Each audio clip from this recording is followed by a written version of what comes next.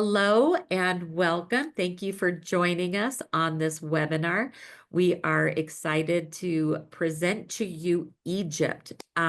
Just saying the word gets me excited. I am so excited to share with you um, one of our tours to Egypt.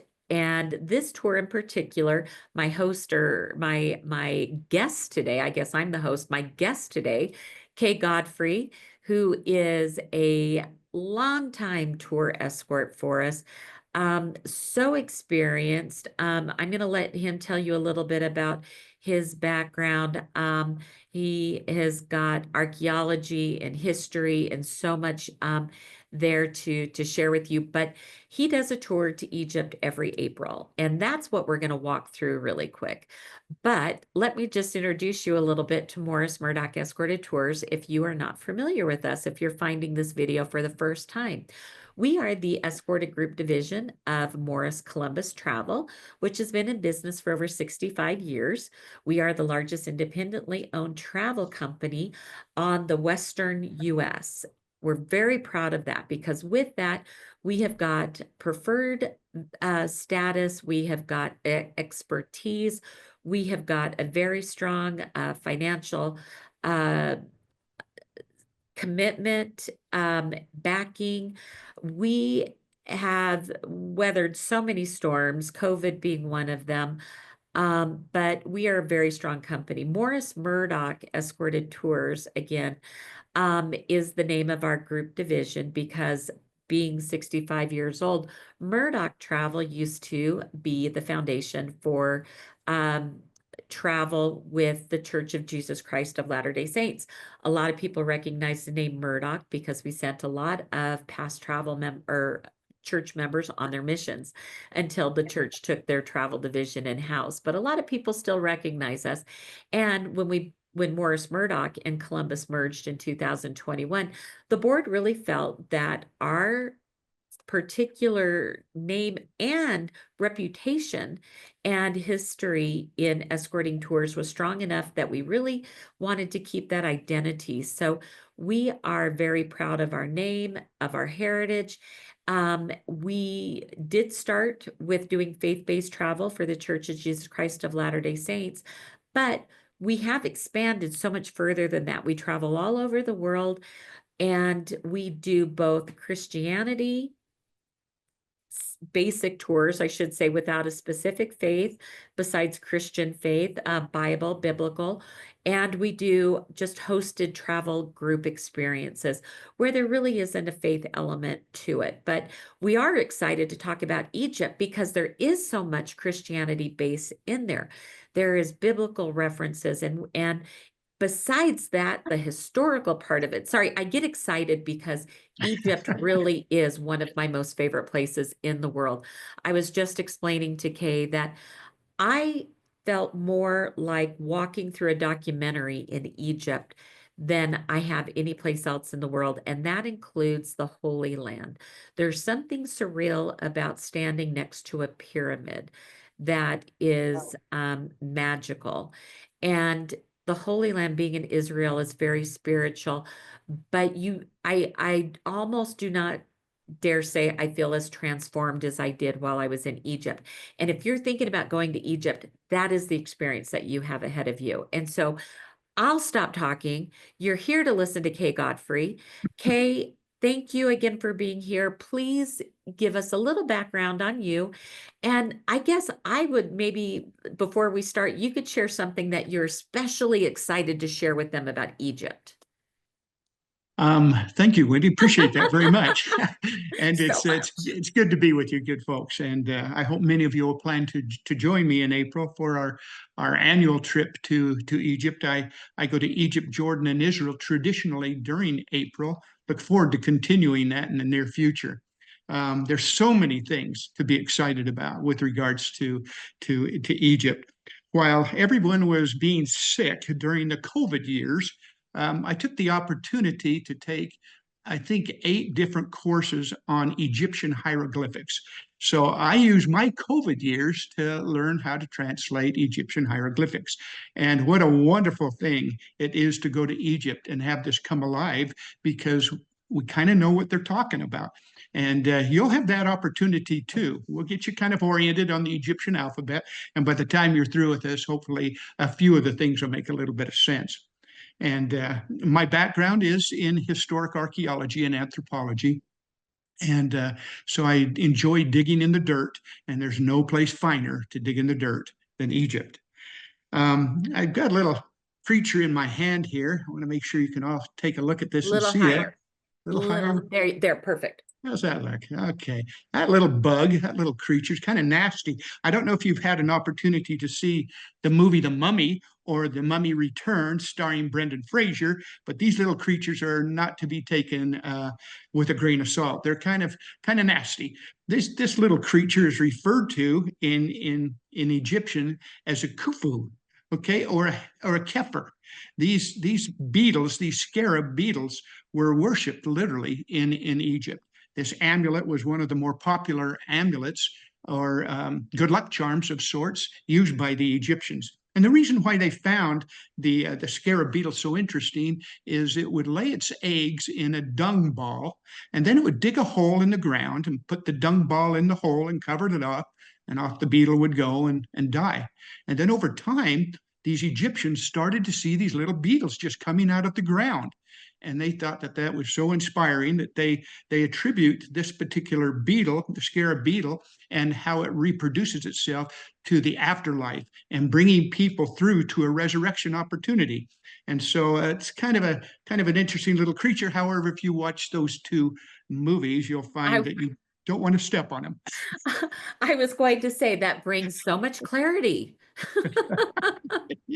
Anyway, the scarab is kind of interesting, and you'll certainly become more and more familiar with the trip to Egypt on much of this stuff. I'd like to take you on a little bit of a tour, if I might, of what you might expect should you join Morris Murdock Travel and myself on a tour of Egypt. Our tour will typically begin by flying to Cairo, and my slides are not moving, Wendy. Oh No. no. Oh no, what's going on here? Oh, There you go. Okay. Let's see. Okay, so we're going to fly to Cairo, all right, and get an opportunity to see Cairo. One of the unique things about Cairo is it's not a small city. There are 10.5 million people that live in that little village, Huge. and it is huge. It really is huge. My guide, fellow that I hook up with on a regular basis, Bagat, is a great man. He is an Egyptologist. He can read hieroglyphics, and it'll be a lot of fun to be able to join myself and Bagat as we tour around these various sites. Now, as I mentioned, Cairo is kind of a crazy city with so many people cramped in such a small place. They don't have room for crosswalks or stop signs or stoplights. And as you probably remember, Wendy, it's quite an adventure going from point A to point B through Cairo.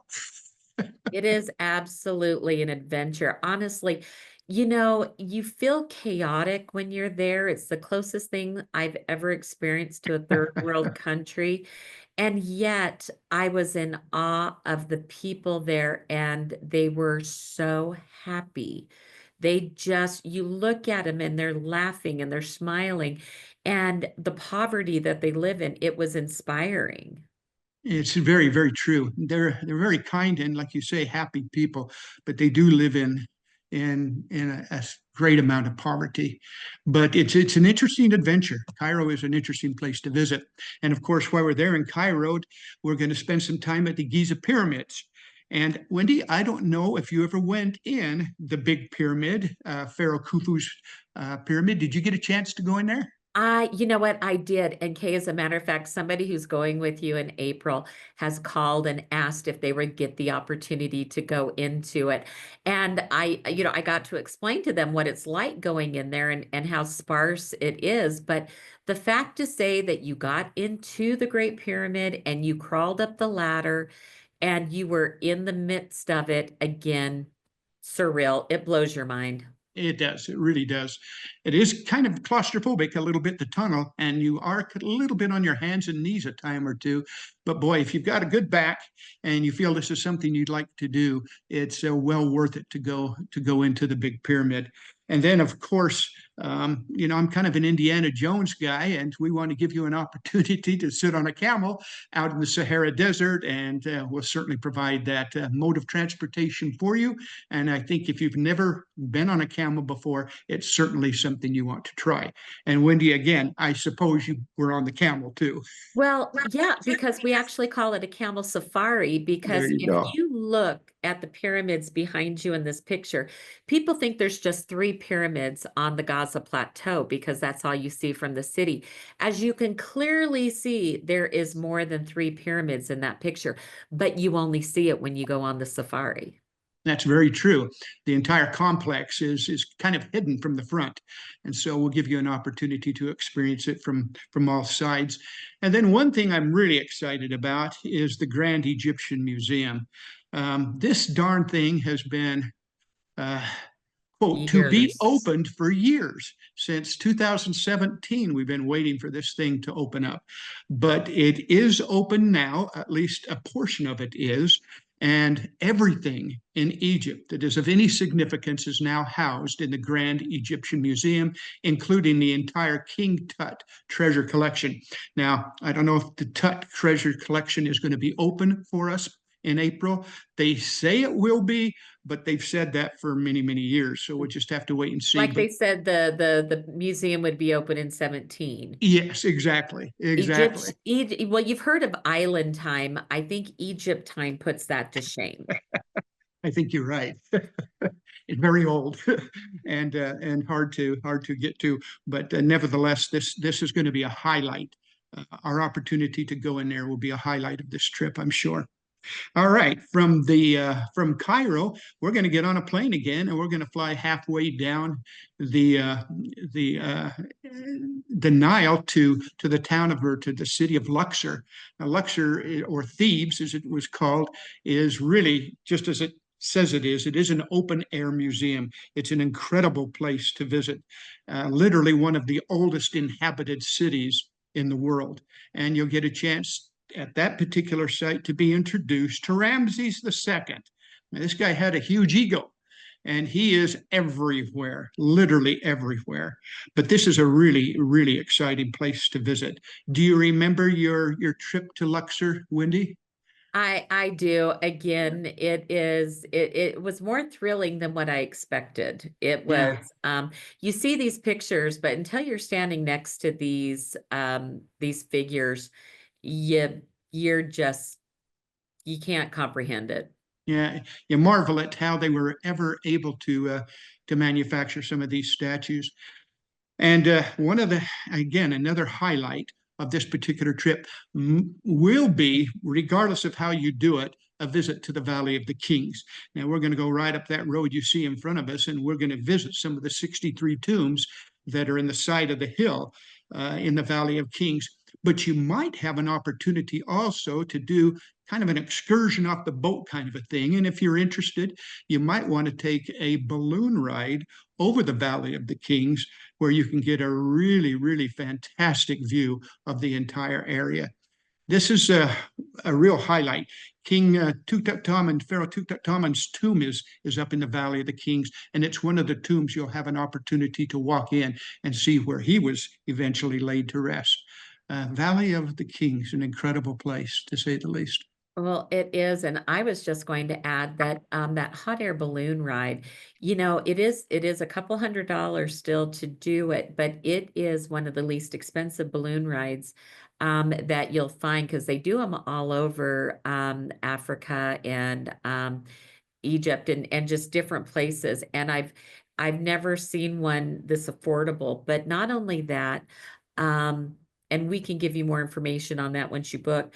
The coolest thing is we do it at sunrise. And so you're going up, but then you see how green the land is right next to the Nile. And then you see this desert and where it just absolutely goes in, just dies. It's just amazing. It is amazing, and it is absolutely beautiful. Every time I've gone to Egypt, I have done the Valley of the Kings by way of the balloons, and boy, they're masterful. These captains of each of these balloons really, really have this thing down to a science. And they captured about 20 of us in one of the balloons, and that's about what we had, and it was fabulous. We really had a great experience. And for me as an archaeologist, the discovery in 1922 of King Tutankhamun's tomb is just an incredible find. One of the few tombs that wasn't raided and desecrated. And so, what a great opportunity you'll have to see where that was. Well, we will reboard our boat or board our boat for the first time. Perhaps the Radimus may be the boat you take. And I don't know if you've had an opportunity to see Death on the Nile, that particular movie, and starring the Jewish star, Gal Gadot, Wonder Woman. This is not quite her boat, but it's something similar. And it's a lot of fun. It really is to float the Nile in a boat that has this leisurely beauty about it, where you can sit and watch and see folks there on the shores of the river and experience it like the Egyptians might have experienced it were you alive in 4000 BC. So it's a great experience. Did you do the Nile by boat also? You know what I did, and again, it's seeing, like you say, the people on the Nile and how they still use the Nile, how Yeah, it's part of farming, it's part of their life, it's part of transportation, it's part of cleaning, it's part of watering the animals. It is really such a unique way to get to really see real Egypt. I agree, and it is beautiful to say the least. It is wonderful. And Well, the go, river ships, I'll just say, are also beautiful. River cruising, if you're familiar with European river cruising, this is very similar to European river cruising. yeah, This is a little bit smaller ship than what you probably might have seen in Europe, but they take wonderful care of you. The cabins, as Kay, thank you for posting that picture, because they are lovely, comfortable cabins. The food is good, and it just takes you right to so many places I'm sure you'll show. very good, and we will. Before we leave Luxor, there is an opportunity that evening, and we'll all take a buggy ride through the town of Luxor at night. We'll go to the marketplace, which is busy 24/7. It's an incredible place to visit and have an opportunity to see Luxor by night, which is spectacular. So that'll be something you'll want to look forward to. From So many there, good memories, Kay. yeah, they are. We're going to float down to the Karnak Temple, just a little ways down from Luxor. And this is a really interesting temple. This particular temple involves a lot of Egyptian religion. And from this particular temple, we've been able to really kind of put together the story of exactly what the Egyptians kind of believed in at the time. The Egyptians believed near the Karnak Temple right here is where creation itself started. So that's a fun place to visit. I think you'll enjoy there. And from there, we'll slip down to Komombo Temple. This is a really fascinating place. Komombo has two entrances. The one on the left is for Horus. The one on the right is Sobek. You got the falcon and the crocodile god, and you go in, and perhaps they couldn't figure out who to worship, and so they made them identical on each side. But it's really interesting because you'll see how they mummify crocodiles. They worship the crocodile, and it's a fascinating and interesting place to visit. Um, Going a little farther down the street, you're going to come to the Philae Temple. This particular temple complex is actually an island. It's an island, and it is really, really interesting. This is the last holdout for the Egyptian religion before these sites converted to Christian churches. And so when you go to the Philae Temple, you're going to see Egyptian religion, and you're going to see crosses on the wall as well. So this is kind of a fascinating island complex. One of my favorite places, in fact, as we visited there. I thought Um, it was so incredibly beautiful, but I did not know that it was one of the last strongholds. I yeah, did not know that fact you just shared. That's yeah, awesome. yeah, it was one of the last holdouts. And so again, at this particular site, you see the strong Egyptian and the Christian belief side by side. I took an opportunity for a little excursion at this point and went to a Nubian village. The Sudanese, these good people, as you see me sitting next to them, were the original pharaohs. They were the original Egyptians. And now they sit on the southern upper border there. And to go and be with them and to experience with them a meal and to see their homes and stuff was really spectacular. They have a uniqueness about them that is really, really special. Instead of dogs and cats as pets, their pets are alligators. In fact, I saw a fellow with a little alligator on his shoulder, and I guess when the alligator gets big enough that it starts to bite your ear, they'll put it in a pit. And most homes have a pit with their pet alligator in it. Very, very fascinating place and a lot of fun if you like anthropology. Absolutely. All right, from there, we're going to swing over and take a look at the Aswan or High Dam. This particular dam was put in place to control the Nile River and its flooding, to ensure that things downstream or upstream, I might say, Yeah. are kept intact. But in creating this dam, over 50,000 people were displaced, and countless numbers, priceless archaeological sites ended up being underwater. One of the most priceless ones, however, was salvaged. And I would strongly encourage you, if we offer it, to take the 175-mile trek by way of Jeep from the High Dam to Abu Simbel. A very, very interesting site. This particular site was salvaged from being underwater. It was cut block by block and then reassembled on a man-made mountain that sits 75 yards above the level of the Nasser Lake. That's what they call the lake created from the dam. And this is a tribute to Ramses II. And it is a fabulous place to visit. Very, very incredible. And we're so grateful that it was able to be salvaged and then reconstructed in this fashion. And if you go down there, they'll explain how this was done. And it was incredible that they were able to do this and to salvage this site. And Wendy, have you been down to Abu Simbel? I have not. That is my main target in returning to Egypt. Great. Um, it's like that my adventure of Egypt is not complete until I get to Abu Simbel. So I really encourage you that if this is being offered on your trip to take the time to go and see that. As you mentioned, they focus on this on Murder on the Nile. That was a really They fun do. movie, and anybody who's planning on going on this trip should absolutely go and find out where to stream that.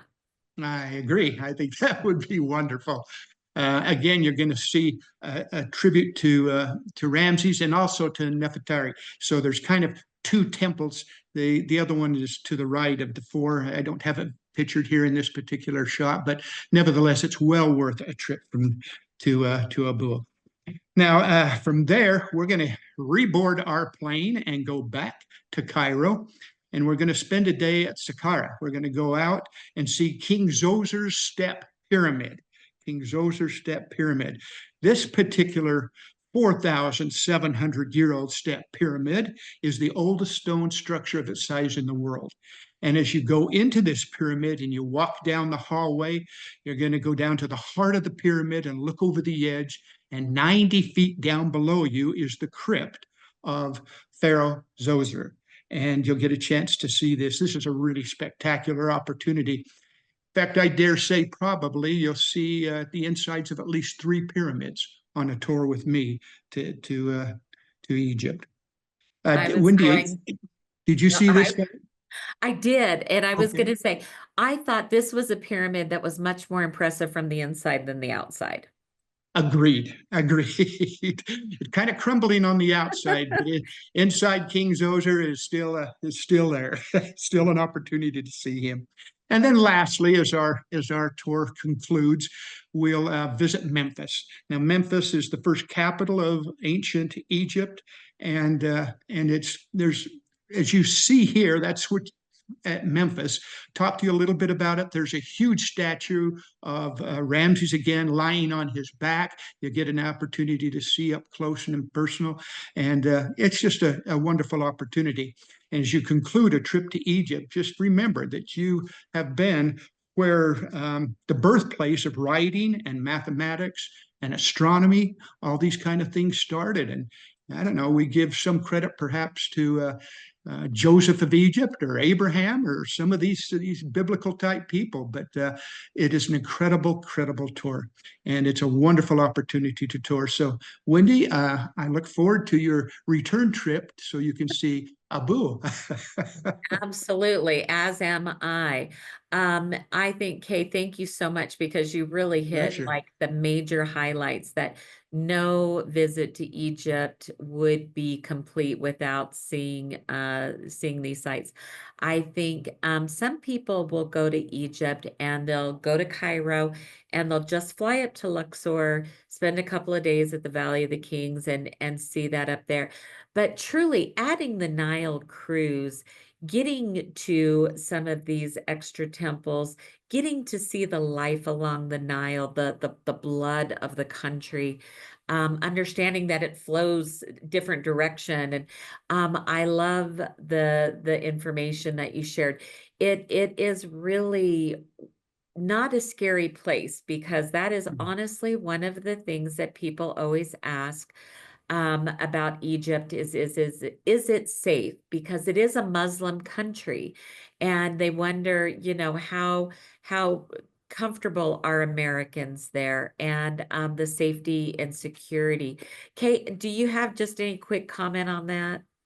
I can tell you that I have never, in all the times I've been to Egypt, had an incident of any sort, other than maybe a vendor in my grill trying to sell me some little thing. But our guide's really good about making sure those folks keep their distance. The Egyptian tourism department sends an individual with us from them who has the responsibility of making sure our needs are met and the security of our group is maintained. And so we always have a person, a very nice individual, Security person. a security person with us at all times. So that's a great sense of relief for us as well. It is. Thank you for mentioning that because I know my Yeah. first time I was there, it was on a shore excursion, actually. We went into Oh, uh Port Said. Is that hmm, right? Uh yeah. and and we just weren't quite sure who this person was who was following us, who was dressed in a jacket and looked Hmm. very official looking. So, but you know what? Egypt, again, one of my favorite places. I've been lucky enough to travel to many unique and amazing places, and I really hope that you do take the opportunity to go to Egypt, whether it's Egypt by itself or combining it with the other Holy Lands, Israel and Jordan. Um, we would love to answer any questions about traveling to Egypt. Um, Egypt is a place that is definitely seen best in a group. It is not a place that, unless you are a very confident, experienced traveler and you're comfortable getting lost, because the roads, the directions, street signs, most people speak English that in the tourist areas that you go to, but not all. It is a place that we will absolutely prepare you to travel to because you do need to be prepared there to travel and have a good experience.